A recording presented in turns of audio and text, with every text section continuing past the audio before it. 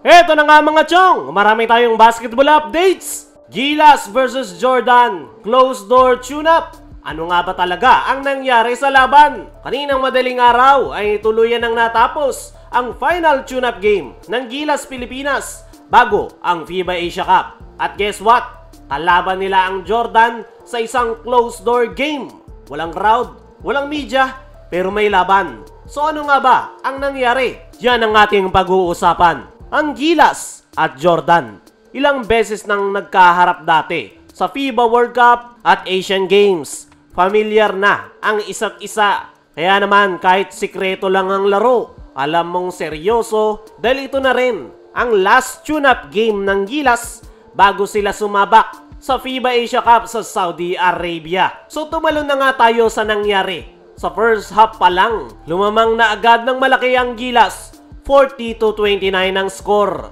Ayon sa SBP, ang depensa raw ang dahilan.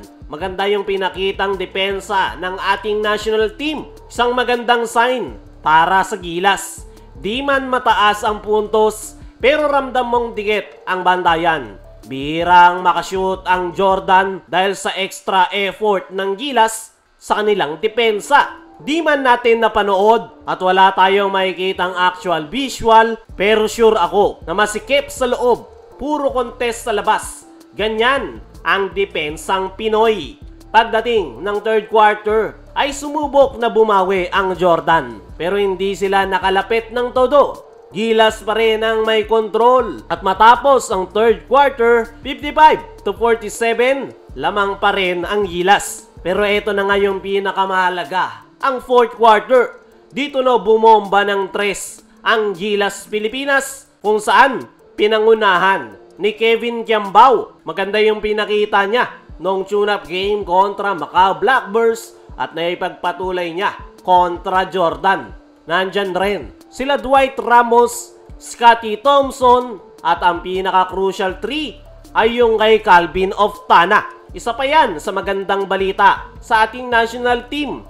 Dahil 50-50 nga itong si Calvin Oftana kung makapaglalaro sa Gilas ngayong FIBA Asia. Last tune-up game ay hindi siya nakapaglaro dahil sa kanyang injury. Kaya naman, ngayong nakapaglaro na si Calvin Oftana at maganda ang kanyang ipinakitang outside shooting, ay malaki yung chance na maglalaro ito ngayong FIBA Asia. Yan nga yung mga Gilas players na uminit sa outside shooting noong fourth quarter. Kaya kahit sumubok humabol ang Jordan, hindi na sila nakalapit. At ang final score, 75-61. Panalo ang Gilas Pilipinas.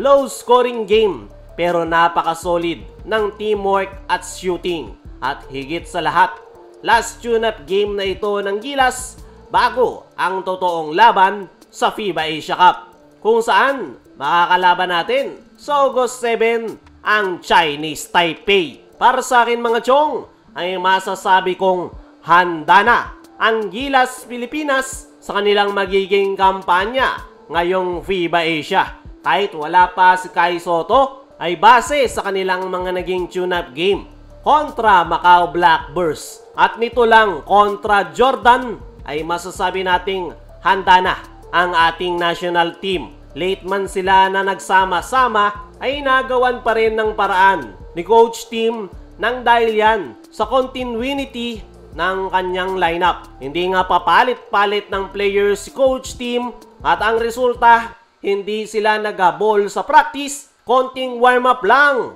ay ready agad ang Gilas Pilipinas. Sana lang talaga ay magtuloy-tuloy yung kanilang magandang ipinapakita, hindi lang sa tune-up game. Pero malamang sa lamang ay may pagpapatuloy nila yan dahil gaya nga ng sabi natin kanina, wala namang nabago sa kanilang lineup, kailangan lang nilang muling magkaamuyan.